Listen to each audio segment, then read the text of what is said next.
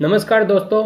आज की इस वीडियो के अंदर हम बात करेंगे डिफरेंट इलेक्ट्रिकल के अंदर जो रिपेयरिंग टूल्स होते हैं, जो रिपेयर करने के लिए हमको यूज होते हैं, उस टूल्स के बारे में। ठीक है, तो नमस्कार दोस्तों, मेरा नाम है महेंद्र कुमार सैनी और आप देख रहे हैं MKSM टेक गाइड। दोस्तों, इलेक्ट्रिकल के अंदर जो रिपेयर टूल यूज होते हैं वो 3 कैटेगरी में डिवाइड किए गए हैं। 3 कैटेगरी का मतलब है जैसे कि हैंड टूल्स होते हैं, कुछ पावर टूल्स होते हैं और कुछ मेजरिंग टूल्स होते हैं। हैंड टूल का मतलब ये है कि जो टूल्स हम हाथ से चलाकर यूज करते हैं, जिनका हम हाथ के द्वारा यूज करते हैं, वो उन टूल्स को हम बोलेंगे हैंड टूल्स। जैसे कि हमारा प्लायर है, हैमर है, और भी बहुत सारे एग्जांपल्स मैं इस वीडियो के अंदर बहुत सारे एग्जांपल्स फोटो के साथ आपको दिखाऊंगा। और दूसरी कैटेगरी है टूल्स की, वो है पावर टूल्स। पावर टूल्स उन टूल्स को बोलते हैं जिनके अंदर हमको इलेक्ट्रिकल पावर सप्लाई की जरूरत होती है। जैसे कि हैंड ड्रिल है, ड्रिल मशीन है, कटिंग मशीन है, और भी ऐसे बहुत सारे टूल्स हैं जो हम इलेक्ट्रिकल रिपेयर के अंदर यूज करते हैं और वो इलेक्ट्रिकल पावर सप्लाई से ही चलते हैं। तीसरी जो कैटेगरी है वो है मेजरिंग टूल्स की।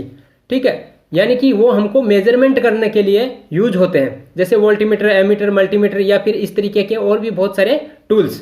ठीक है, तो ये 3 कैटेगरी हैं। हम इन 3 कैटेगरी के अंदर हम जो सभी टूल्स होते हैं उनको डिवाइड कर सकते हैं। 3 कैटेगरी के हिसाब से हम स्टडी करेंगे। नमस्कार। उसके बाद में हम सबसे पहले देखते हैं हैंड टूल्स। हैंड टूल्स के अंदर जैसे कि प्लायर, प्लायर जो होते हैं वो कई प्रकार के होते हैं। जैसे डायगोनल कटिंग प्लायर होता है, एंड कटिंग प्लायर होता है, फ्लैट नोज प्लायर होता है, राउंड नोज प्लायर होता है, लॉन्ग नोज प्लायर होता है और कॉम्बिनेशन प्लायर होता है। तो इनकी फोटोज हम देखते हैं, जैसे कौन सा प्लायर किस तरीके का दिखता है वो देखते हैं। जैसे डायगोनल कटिंग प्लायर होता है, तो ये जो डायगोनल कटिंग प्लायर होता है, इसकी जो कटिंग होती है वो एक तिरछा कटिंग होता है, झुका हुआ कटिंग होता है, इसीलिए इसका जो प्लायर का नाम रखा गया है वो डायगोनल कटिंग प्लायर रखा गया है। दूसरा जो प्लायर है वो एंड कटिंग प्लायर है, यानी कि यह है किसी वायर को एंड्स पे कट करने के लिए यूज किया जाता है। इसको कटर भी बोलते हैं और ये एंड से कटिंग करने के लिए यूज किया जाता है। तीसरा है flat knows plier. Flat knows plier देखो किस तरीके का दिखता है कि इसका जो नोज है वो फ्लैट रहेगा और लंबा रहेगा। नोज इसलिए बोल रहे हैं कि इसका नाक लंबा है और फ्लैट इसलिए बोल रहे हैं क्योंकि ये फ्लैट है। चौथा प्रकार है round knows plier. Round knows plier का जो आगे का मुंह रहेगा वो एकदम गोल रहेगा, राउंड शेप में रहेगा, इसीलिए इसको राउंड नोज प्लायर बोलते हैं। इसका नाक लंबा रहेगा और गोल रहेगा। उसके बाद में लॉन्ग नोज प्लायर होता है। लॉन्ग नोज प्लायर 2 प्रकार के होते हैं। एक का मुंह थोड़ा टेढ़ा रहता है, जैसे किसी चीज अंदर से किसी गड्ढे में से किसी चीज को या बोल्ट को कसना हो, उस जगह पे इनका यूज किया जाता है। उसके बाद में है कॉम्बिनेशन प्लायर, जो जनरल यूज किया जाता है, जो हमारे घरों में नॉर्मली मिल जाता है, वही प्लायर हमारा कॉम्बिनेशन प्लायर होता है। ठीक है, प्लायर के बाद में देखते हैं हैमर्स। हैमर्स जो है वो 2 प्रकार की 3 प्रकार की होती हैं। जैसे बॉल पिन हैमर है। ठीक है, बॉल पिन हैमर इनको इसलिए बोलते हैं, इनका एक मुंह के अंदर एक बॉल के टाइप का हैमर होता है। दूसरा है straight pin hammer. Straight pin hammer के अंदर जो पीछे का जो हिस्सा है वो एक पिन टाइप होता है, इसलिए इसको स्ट्रेट पिन हैमर बोलते हैं। तीसरा जो प्रकार है वो मेलेट है। मेलेट जो होता है वो टाइल्स के अंदर या फिर वाइंडिंग को कूटने के लिए या वायर को सीधा करने के लिए ऐसी जगहों पे यूज किया जाता है। ये एक लकड़ी का बना हुआ होता है या फिर प्लास्टिक का बना होता है और इसका हैंडल जो होता है वो लकड़ी का बना होता है। इसका यूज जो है वाइंडिंग को सीधा करने के लिए या वाइंडिंग को कूटने के लिए और या फिर टाइल्स के अंदर यूज करने के लिए ऐसी जगहों पर हम यूज करते हैं। उसके बाद में देखते हैं चीजल्स, यानी कि छेनी। छेनी जो होती हैं वो कई प्रकार की होते हैं, जैसे फर्मर चीजल और कोल्ड चीजल। ठीक है, देखिए फर्मर चीजल जो होती हैं वो आगे से शार्प होती हैं और इनके हैंडल के ऊपर वार करके, हथौड़ी से या हैमर से वार करके हम जो है किसी चीज को छील सकते हैं। और ये होती हैं कोल्ड चीजल। कोल्ड चीजल जो होती हैं इनका शेप अलग टाइप का होता है। इनको नॉर्मली यूज किया जाता है किसी भारी चीज को कटिंग करने के लिए, और जो फर्मर चीजल होती हैं उनको जैसे सॉफ्ट चीजें कटिंग करने के लिए यूज किया जाता है। उसके बाद में देखते हैं हेक्सा। हेक्सा भी जो है इसको आरी भी बोलते हैं या जनरल भाषा के अंदर, और ये पाइप कटिंग करने के लिए, वायर कटिंग करने के लिए या फिर किसी टूल को कटिंग करने के लिए, इस तरीके से एंगल को कटिंग करने के लिए इस कटिंग औजार है। ठीक है, तो उसके बाद में देखते हैं आरी। आरी है वुड शा, यानी कि लकड़ी को काटने वाला आरी, टेनन शा। उसके बाद में की होल शा। उसके बाद में देखिए इनकी चित्र देखिए, वुड शा जो होती हैं वो इस तरीके की दिखती हैं, टेनन शा इस तरीके की दिखती हैं, और की होल शा जैसे कि होल करने के बाद में उसको कटिंग करने के लिए जो यूज किया जाता है शाह, वो की होल शाह होता है। ठीक है। तो ये वाला जो है किसी होल के अंदर इस आरी से इस तरीके से कटिंग करके हम लंबा कटिंग कर सकते हैं, यानी किसी होल में डालकर इस आरी को चलाया जाता है। ठीक है। उसके बाद में स्क्रू ड्राइवर्स देखते हैं। स्क्रू ड्राइवर्स कई प्रकार के होते हैं, जैसे प्लस वाला, माइनस वाला, या फिर चेंजेबल वाला भी आता है, जिसके अंदर हम दोनों को चेंज कर सकते हैं एक ही हैंडल के अंदर। उसके बाद में देखते हैं पॉकर्स। पॉकर्स क्या होता है? एक पंचिंग यूनिट होता है, पंचिंग करने के लिए ये यूज किया जाता है। या उसके बाद में रोल प्लग टूल है। रोल प्लग टूल का प्रयोग भी पंच करने के लिए ही किया जाता है। ठीक है। उसके बाद में इलेक्ट्रिशियन नाइफ। इलेक्ट्रिशियन नाइफ का प्रयोग दो कामों के लिए होता है, केबल के ऊपर इंसुलेशन उतारने के लिए और केबल को कटिंग करने के लिए। या फिर स्क्रैबर। स्क्रैबर का प्रयोग जो है वो एक लाइन खींचने के लिए, स्ट्रेट लाइन खींचने के लिए यूज किया जाता है, या पंचिंग के लिए यूज किया जाता है। उसके बाद में है फाइल्स। फाइल्स देखो 4 प्रकार की फाइल्स होती हैं, round file, flat file, half round file और रास्प कट फाइल। देखो इनके अंदर फर्क क्या है कि जो राउंड फाइल है वो पूरी तरीके से गोल रहेगी और इसके ऊपर यहाँ पे दांते निकले रहेंगे चारों तरफ। ठीक है। जो फ्लैट फाइल होती है वो दोनों साइड से फ्लैट होती है, यानी इस तरीके का इसका शेप होता है और यहाँ से हम इसका जो है हिस्सा यूज करते हैं। तो ये दोनों साइड से फ्लैट है, इस साइड से भी फ्लैट है और नीचे की साइड से भी फ्लैट है। जो हाफ राउंड फाइल है वो एक तरफ से राउंड होती है और एक साइड से फ्लैट होती है, यानी कि इसका जो इस तरीके से दिखता है इसका हिस्सा। ठीक है। और यहाँ पे इसके ऊपर जो दाने बने होते हैं और इसको कहीं पे हाफ राउंड करने के लिए, राउंड शेप में यूज करने के लिए और फ्लैट शेप में यूज करने के लिए, दोनों जगह पे यूज कर सकते हैं। उसके बाद में है रास्प कट फाइल। रास्प कट फाइल होती है वो इस तरीके की दिखती है। इसके अंदर जो कटिंग्स होती हैं, यानी कि जो दांते निकले होते हैं वो बहुत भारी रहते हैं, यानी किसी मोटी चीज को कट करना हो तो उस जगह पे हम रास्प कट फाइल का उपयोग करते हैं। उसके बाद में देखो सीजर। सीजर सब जानते हैं, जैसे कि हमारे घरों में भी यूज होता है कपड़े काटने के लिए या फिर पेपर कटिंग करने के लिए। लेकिन इलेक्ट्रिशियन जो होते हैं वो सीजर का उपयोग पतले जो वायर होते हैं उनको काटने के लिए, इंसुलेशन काटने के लिए यूज करते हैं। उसके बाद में स्निप्स जो होती हैं वो लंबी चीज को काटने के लिए या फिर वायर को कटिंग करने के लिए या फिर मोटर की जो वाइंडिंग काटते हैं, वाइंडिंग कटिंग करने के लिए भी यूज करते हैं। ये 2 टाइप की होती हैं, स्ट्रेट स्पिन और बेंट स्पिन। ठीक है। उसके बाद में देखो वायर स्ट्रिपर होते हैं। वायर स्ट्रिपर का प्रयोग जो है वायर के ऊपर से इंसुलेशन उतारने के लिए किया जाता है। जैसे कि ये एक टूल है वायर स्ट्रिपर, इसका प्रयोग जो है वायर के ऊपर जो इंसुलेशन है उसको उतारने के लिए किया जाता है। जनरली ये वाला यूज करते हैं। जो अच्छे वाले वायर स्ट्रिपर होते हैं वो इस टाइप के दिखते हैं। उसके बाद में देखो क्रिम्पिंग टूल। क्रिम्पिंग टूल का जो प्रयोग किया जाता है केबल के ऊपर या जो हमारा वायर होता है उसके ऊपर जो लग लगाते हैं, ये इस तरीके के अलग अलग टाइप के जो लग लगे हुए हैं उनको क्रिम्प करने के लिए जो टूल यूज किया जाता है उसको हम बोलते हैं क्रिम्पिंग टूल। ठीक है।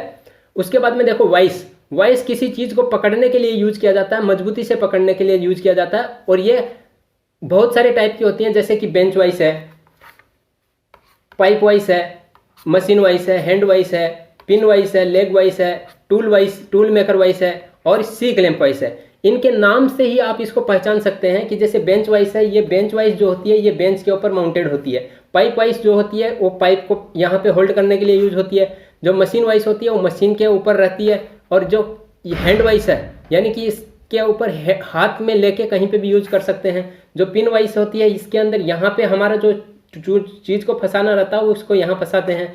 ये लेग वाइस है। लेग वाइस ये यहाँ से बेंच के ऊपर फंसा रहेगा और इसका लेग जो है इस तरीके से दिखता है। ये टूल मेकर वाइस है, जो किसी टूल को यानी जैसे मान लो कि कोई प्लेट को बेंड करना हो, ऐसी चीजें को होल्ड करने के लिए यूज किया जाता है। ये सी क्लैंप वाइस इसको इसलिए बोलते हैं क्योंकि ये सी टाइप में है। इंग्लिश का जो वर्ड होता है सी उसके जैसा दिखता है। उसके बाद में देखते हैं हैंड ड्रिल मशीन है। हैंड ड्रिल मशीन ये हाथ से यूज करने वाला ड्रिल मशीन है। इसके अंदर अलग अलग टाइप के बिट्स यहाँ पे हम डाल सकते हैं और उसके बाद में ये जो बिट्स होते हैं उनको यहाँ पे डाल के यूज कर सकते हैं। उसके बाद में देखो रेचिड ब्रेस ड्रिल मशीन होता है। रेचिड ब्रेस ड्रिल मशीन जो है दिखने में इस तरीके का होता है। हैंड ड्रिल मशीन जो होता है वो अलग टाइप का होता है। रेचिड ब्रेस मशीन जो है इस तरीके का दिखता है। उसके बाद में देखो जिमलेट होता है। जिमलेट जैसे कि किसी कहीं पे स्क्रू डालना हो तो स्क्रू डालने के लिए हमको छोटा सा एक होल करना पड़ेगा। उस होल करने के लिए जो टूल यूज करेंगे वो होता है जिमलेट। उसके बाद में देखो ऑगर होता है। जैसे मान लो कि कहीं पे छोटा होल है, उसको छोटा होल को मोटा होल बनाना हो तो ऐसी जगहों पे हम जो है ऑगर्स का यूज करते हैं। उसके बाद में स्पेनर सेट देखो, स्पेनर सेट जो होते हैं 3 टाइप के होते हैं, जैसे रिंग स्पेनर, डी स्पेनर और पाइप स्पेनर। ठीक है, तो ये हमारे रिंग स्पेनर हैं क्योंकि इनके दोनों साइड में रिंग होता है। इसको डी स्पेनर इसलिए बोलते हैं कि इनके दोनों साइड में डी टाइप का ये आकार बना हुआ है, ये अलग अलग साइज के आते हैं।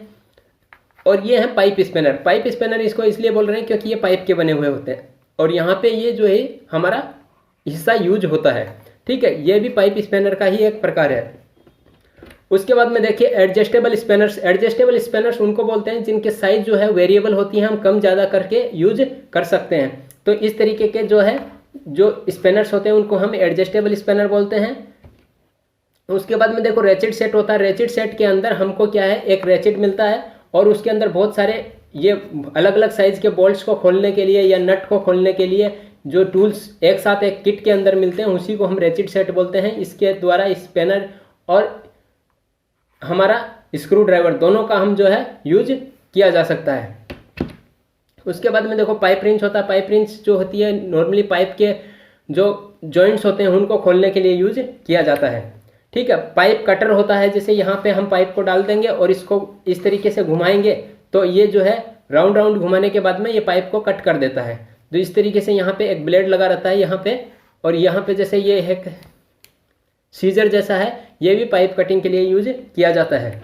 उसके बाद में देखो ब्लो लैंप होता है। ब्लो लैंप का यूज जो है बेरिंग्स निकालने के लिए यूज किया जाता है, जैसे कि किसी चीज़ को हॉट करके निकालना हो, गर्म करके निकालना हो या फिर कोई चीज़ जला के निकालना हो, तो ऐसी जगहों पे हम जो है ब्लो लैंप का उपयोग करते हैं। उसके बाद में पुलर्स हैं। पुलर्स 2 टाइप के होते हैं, एक होता है पुली पुलर और एक होता है बेरिंग पुलर। तो ये जो पुलर होता है वो जो पुली होती है उसको निकालने के लिए यूज किया जाता है। ठीक है, ये होता है हमारा बेरिंग पुलर, यानी कि किसी मशीन के ऊपर जो शाफ्ट के ऊपर बेरिंग लगा रहता है उस बेरिंग को निकालने के लिए इस बेरिंग पुलर का उपयोग किया जाता है।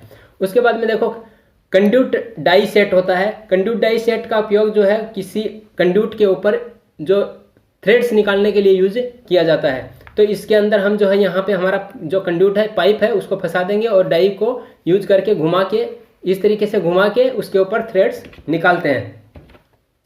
उसके बाद में हम देखते हैं पावर टूल्स। पावर टूल्स का मतलब मैंने जैसे आपको पहले बताया कि वो टूल्स जो इलेक्ट्रिकल पावर सप्लाई से चलते हैं, यानी कि इलेक्ट्रिकल पावर सप्लाई देके हमारा जो मकसद है उसको पूरा किया जाता है। जो जैसे कि मान लो इलेक्ट्रिक प्लास्टर कटर है, जैसे हमको अंडरग्राउंड वायरिंग करनी होती है किसी बिल्डिंग के अंदर, तो उस टाइम पे हमको प्लास्टर को कटिंग करना पड़ता है। प्लास्टर कटिंग करने के लिए जो कटर यूज करते हैं वही इलेक्ट्रिक प्लास्टर कटर है। ठीक है, ये एक टाइप का पावर टूल है। उसके बाद में इलेक्ट्रिकल स्क्रू ड्राइवर है। उसके बाद में देखो इलेक्ट्रिकल पावर ड्रिल है, हमको होल करने के लिए जो यूज करते हैं। उसके बाद में इलेक्ट्रिक व्रेंचेज है। व्रेंचेज का उपयोग जो है किसी नट को खोलने के लिए, नट बोल्ट को खोलने के लिए यूज किया जाता है। इलेक्ट्रिक हीट गन है, जैसे हॉट ब्लोअर भी बोलते हैं, हॉट एयर गन बोलते हैं, तो उनका उपयोग किया जाता है। हैमर ड्रिल मशीन है, जैसे कि चीज़ें इसके अंदर जो है चीजल भी होता है, ड्रिल भी होता है। जैसे दीवार के अंदर होल करना है तो वहाँ पे हैमरिंग करके होल किया जाता है, उस टाइम पे हमको जो है हैमर ड्रिल मशीन का उपयोग करना पड़ता है। तो इसी के अंदर जो है ड्रिल मशीन के अंदर यहाँ पे एक बटन होता है जिससे हम सेटिंग कर सकते हैं कि ये हैमर में चलेगा कि ड्रिल में चलेगा।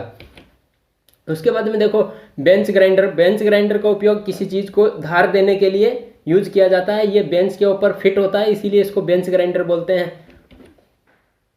उसके बाद में देखो वाइंडिंग मशीन्स होती हैं। वाइंडिंग मशीन्स जैसे हमारा सीलिंग फैन का वाइंडिंग मशीन है ये, और ये हमारे जैसे दूसरे टाइप की जो मोटर्स होती हैं उनकी वाइंडिंग बनाने के लिए यूज किया जाता है। तो ये बहुत सारी वाइंडिंग मशीन होती हैं, जो कि ये मैनुअल वाइंडिंग मशीन है, ये इलेक्ट्रिकल ऑपरेटेड या ऑटोमेटिक मशीन है। उसके बाद में देखो हैंड ग्राइंडर होता है। और इसके बाद में हम देखते हैं कि इलेक्ट्रिकल के अंदर हमको रिपेयर करने के लिए बहुत सारी चीज़ों का मेजरमेंट करना पड़ता है, ताकि हम जो है हमारी प्रॉब्लम आई है उसको हम सॉल्व कर सकें। तो किन किन टूल्स का उपयोग करते हैं मेजरमेंट के लिए, जो इलेक्ट्रिकल के अंदर जो मेजरमेंट्स करते हैं वो के लिए, जैसे देखो वोल्टीमीटर। वोल्टीमीटर जो होता है एनालॉग भी होता है और डिजिटल भी होता है। ठीक है, यानी कि इसके अंदर ये जो इस टाइप के वोल्टीमीटर हैं वो डिजिटल वोल्टीमीटर हैं, और इस टाइप के जो निडल वाले वोल्टीमीटर होते हैं वो एनालॉग वोल्टीमीटर हैं। फिर ये एसी के लिए अलग होता है, डीसी के लिए अलग होता है। तो इस तरीके से वोल्टीमीटर का अलग अलग कंडीशन के लिए हमको अलग अलग वोल्टीमीटर यूज करना पड़ता है। जैसे एमीटर है, एमीटर भी एनालॉग और डिजिटल दोनों टाइप के आते हैं, और एसी के लिए अलग होता है, डीसी के लिए अलग होता है। ठीक है। उसके बाद में ओम मीटर होता है रेजिस्टेंस मेजरमेंट करने के लिए। तो यहाँ पे जो है एक वायर कॉमन रहेगा, उसको हम हमारा रेजिस्टेंस के दोनों सिरों पे लगा देंगे, तो ये जो है हमको उसका रेजिस्टेंस बताएगा। तो उसके बाद में देखो वाट मीटर होता है किसी वाट कैपेसिटी जानने के लिए, यानी कि किसी का पावर जानने के लिए कि कौन सी मोटर कितने पावर की है या कौन सा हमारा लोड है वो कितना पावर ले रहा है। तो उसका पावर जानने के लिए जो मीटर यूज करते हैं वो होता है वाट मीटर। ठीक है, ये एसी और डीसी दोनों के लिए यूज किया जाता है। उसके बाद में देखो फ्रीक्वेंसी मीटर होता है। फ्रीक्वेंसी यानी कि हमारे जो सिंगल फेज या फिर 3 फेज एसी सप्लाई जो होती है उसके अंदर जो फ्रीक्वेंसी होती है उसको मेजर करने के लिए हम जो है फ्रीक्वेंसी मीटर का उपयोग करते हैं। ये भी एनालॉग और डिजिटल दोनों टाइप के आते हैं। उसके बाद में देखो एनर्जी मीटर होता है, जो हमारे घरों के अंदर जो मीटर लगा रहता है हमारी यूनिट्स मेजर करने के लिए, यानी कि कितना यूनिट कंजप्शन हुआ उसके लिए, तो उसको हम जो है एनर्जी मीटर बोलते हैं। ये सिंगल फेज और 3 फेज के लिए अलग अलग आते हैं। इसका उपयोग हम जो है एनर्जी कैलकुलेट करने के लिए किया जाता है। उसके बाद में देखो क्लैम्प मीटर होता है। क्लैम्प मीटर एक मल्टीमीटर का ही रूप होता है, लेकिन मल्टीमीटर से जनरली हम करंट मेजर नहीं कर पाते हैं। इसके अंदर जो क्लैम्प है, ये क्लैम्प है, इसकी सहायता से हम किसी वायर के अंदर, जैसे किसी एक सिंगल फेज के वायर के अंदर हम इसको डाल देंगे जैसे यहाँ पे दिखाया गया है, और उसके बाद में यहाँ पे जो रीडिंग आएगी वो उसके करंट की आएगी। ठीक है। उसके बाद में देखो माइक्रोमीटर्स होते हैं, जिसे किसी वायर का गेज मापने के लिए यूज किया जाता है। माइक्रोमीटर या स्क्रू गेज भी बोलते हैं।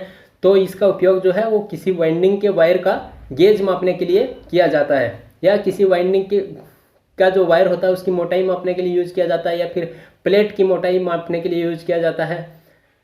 इस तरीके से इसका उपयोग किया जाता है। जैसे वर्नियर कैलिपर होता है, वर्नियर कैलिपर का भी उपयोग जो है हम किसी पाइप का इनर डाया, आउटर डाया, या फिर किसी वायर का थिकनेस, इस तरीके की चीज़ें हमको मापनी होती हैं, तो हम उसके लिए वर्नियर कैलिपर का यूज करते हैं। ये एनालॉग टाइप है और ये डिजिटल टाइप है। ठीक है।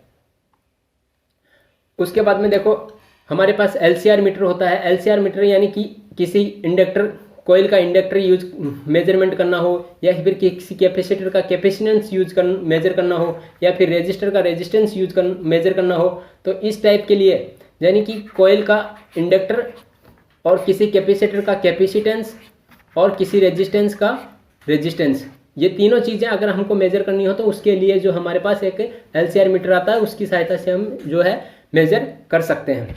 उसके बाद में देखो मेगर टेस्टर होता है। किसी मोटर का मेजरिंग करना हो या किसी पैनल का मेजरिंग करना हो, तो इसके लिए हम जो हम हाई रेजिस्टेंस वाली चीज़ें, यानी इंसुलेशन का रेजिस्टेंस अगर मेजर करना हो तो उस जगह पे हम मेगर टूल का यूज करते हैं, ताकि हमको उसका जो इंसुलेशन है उसका रेजिस्टेंस का पता चल सके। उसके बाद में देखो ऑसिलोस्कोप होता है। जैसे फ्रीक्वेंसी या फिर किसी सिग्नल की टेंडेंसी जानने के लिए, सिग्नल की फ्रीक्वेंसी जानने के लिए, या सिग्नल की स्थिति जानने के लिए हम जो यूज करते हैं वो ऑसिलोस्कोप का यूज करते हैं। ये 2 टाइप के आते हैं, एनालॉग और डिजिटल। ठीक है। उसके बाद में देखो टेकोमीटर होता है। टेकोमीटर किसी मोटर की या किसी फैन की रनिंग स्पीड जो मेजर करने के लिए जो यूज करते हैं टूल, वो होता है टेकोमीटर। ये 2 टाइप का आता है। एक इस टाइप का आता है और एक इस टाइप का। तो इसको हम क्या है शाफ्ट के ऊपर कपल्ड कर देते हैं, फिर इधर से प्रेस करके, तो इसके बाद में ये शाफ्ट के साथ ये हिस्सा भी इसका घूमता है, और जिससे हमको इसके आरपीएम का पता चल जाता है। और ये होता है लेजर टाइप। तो इसकी शाफ्ट के ऊपर जो खड्डा बना रहता है उसके ऊपर या फिर ये कोई पट्टी बांध देते हैं या टेप लगा देते हैं, और मोटर को रन करने के बाद में ये जिस स्पीड से मोटर का शाफ्ट घूम रहा है उसकी स्पीड का जो है मेजर दूर से बिना कांटेक्ट किए ही इसका उपयोग कर सकते हैं। तो ये टेकोमीटर जो होता है किसी रनिंग शाफ्ट का मेजरमेंट जो आरपीएम मेजरमेंट करने के लिए यूज किया जाता है। उसके बाद में देखो ट्रांजिस्टर टेस्टर होता है। ट्रांजिस्टर टेस्टर के अंदर ट्रांजिस्टर की तीनों लेग्स को हम इस किट के अंदर हम लगा देते हैं। उसके बाद में इसको स्टार्ट करने के बाद में ये इसके स्थिति को बता देता है कि ट्रांजिस्टर सही है या खराब है। इसके द्वारा हम एलईडी का भी टेस्टिंग कर सकते हैं, कैपेसिटर का भी टेस्टिंग कर सकते हैं। ठीक है। उसके बाद में देखो CRO होता है, कैथोड रे ऑसिलोस्कोप। ये भी हमारा जो टूल है वो फ्रीक्वेंसी मेजर करने के लिए या फिर सिग्नल जनरेट करने के लिए यूज किया जाता है। अलग अलग फ्रीक्वेंसी के सिग्नल जनरेट करने के लिए यूज किया जाता है। यह है मोस्टली इलेक्ट्रॉनिक्स में यूज होता है। उसके बाद में देखो अर्थ रेजिस्टेंस मेजरमेंट किट होता है, मीटर होता है, जिसके अंदर 3 वायर यहाँ पे कनेक्ट करने रहते हैं। एक हमारा जिस पिट का हमको रेजिस्टेंस मेजर करना है, जिस रोड का रेजिस्टेंस मेजर करना है, उसके ऊपर कनेक्ट करा देते हैं और 2 रोड हम 50-50 मीटर के ऊपर इसको गाड़ के कनेक्ट कर देते हैं और उसके बाद में अर्थ रेजिस्टेंस को स्टार्ट करते हैं। स्टार्ट करने के बाद में ये हमारा अर्थ पिट का जो है रेजिस्टेंस वैल्यू बता देता है। ठीक है, उसके बाद में देखो कंटिन्यूटी टेस्टर होता है। कंटिन्यूटी टेस्टर का प्रयोग केबल की कंटिन्यूटी यूज करने के लिए, या फिर एक जगह से दूसरी जगह जो केबल गया है उसके अंदर कोई वायर कहीं डैमेज तो नहीं है, उसके टेस्ट करने के लिए जो टेस्ट मीटर यूज करते हैं वो होता है कंटिन्यूटी टेस्टर। कंटिन्यूटी टेस्टर का एक सिंपल सा डायग्राम होता है जिसके अंदर ये एक एलईडी और एक रेजिस्टेंस इसके सीरीज में होता है और एक सेल इसके अंदर लगा रहता है और ये 2 प्रोब से हम जो है, ये जो एक प्रोब ये है और एक प्रोब ये है, इसके सहायता से किसी भी केबल का जो है, जैसे कि ये एक केबल है उसके दोनों सिरों के ऊपर यहाँ पे कनेक्ट कर देंगे। उसके बाद में वो केबल बीच में से कहीं टूटा है या नहीं टूटा है इसका पता चल जाता है।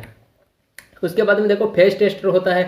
फेज टेस्टर का उपयोग जो है किसी सप्लाई में सिंगल फेज 3 फेज के अंदर फेज की प्रेजेंस को टेस्ट करने के लिए यूज किया जाता है कि फेज सप्लाई अवेलेबल है या नहीं है। तो ये भी 3 टाइप के होते हैं, जैसे डिजिटल फेज टेस्टर होता है, उसके बाद में नॉन कॉन्टैक्ट फेज टेस्टर होता है, एक हमारा अर्थ कॉन्टैक्ट फेज टेस्टर होता है जो जनरल यूज करते हैं। उसके बाद में देखो टेस्ट लैंप होता है। टेस्ट लैंप का भी वाइंडिंग की कंटिन्यूटी टेस्ट करने के लिए ही यूज किया जाता है। इस तरीके का हम जो है घर में भी बना सकते हैं इस टेस्ट लैंप। ये एक सीरीज टेस्ट लैंप भी बोलते हैं इसको। सीरीज टेस्ट लैंप इसलिए बोलते हैं कि यहाँ पे जो हमारा जो लोड रहेगा जिसका हम टेस्टिंग करेंगे वो भी इसके सीरीज में ही रहता है। यहाँ पे हम मान लो फेज देंगे और यहाँ पे इसका न्यूट्रल देंगे, तो ये जो सप्लाई है वो इस सीरीज के थ्रू हमारा जो है काम करता है, इसीलिए इसको जो है सीरीज टेस्ट लैंप बोलते हैं। यह है कंटिन्यूटी टेस्ट करने के लिए ही यूज किया जाता है। उसके बाद में देखो स्टैंडर्ड वायर गेज मीटर होता है। वो इसके द्वारा हम जो है किसी केबल का वायर गेज मेजर करने के लिए यूज करते हैं, यानी कि वायर का जो वायर गेज होता है उस कितना मोटा है ये जानने के लिए इसका उपयोग किया जाता है। यहाँ पे जो रीडिंग दिखा रहे हैं 14, 15, 16, 17 ये जो है SWG रीडिंग है और ये हमारा इधर जो रीडिंग दिखाया है इसके ऊपर वो होता है mm² के अंदर। तो ये 2 टाइप के आते हैं, एक SWG आता है, एक mm² का आता है। तो उम्मीद करता हूँ दोस्तों आपको जो इतने सारे टूल्स के बारे में मैं बताया हूँ वो टूल्स को आप उपयोग करेंगे, या फिर आपने जहाँ कहीं भी देखा है उसका उपयोग आपने सीखा होगा कि किस तरीके से कौन से टूल को यूज किया जाता है। और अधिक जानकारी के लिए आपको क्या करना है, हमारे चैनल को सब्सक्राइब करना है। सब्सक्राइब करने के साथ आप बेल का आइकन दबा दीजिए जिससे कि आप नेक्स्ट जो वीडियो डालेंगे उसका नोटिफिकेशन आपके पास आ जाए, ताकि आप जो है कोई भी वीडियो से देखने से चूके नहीं। धन्यवाद।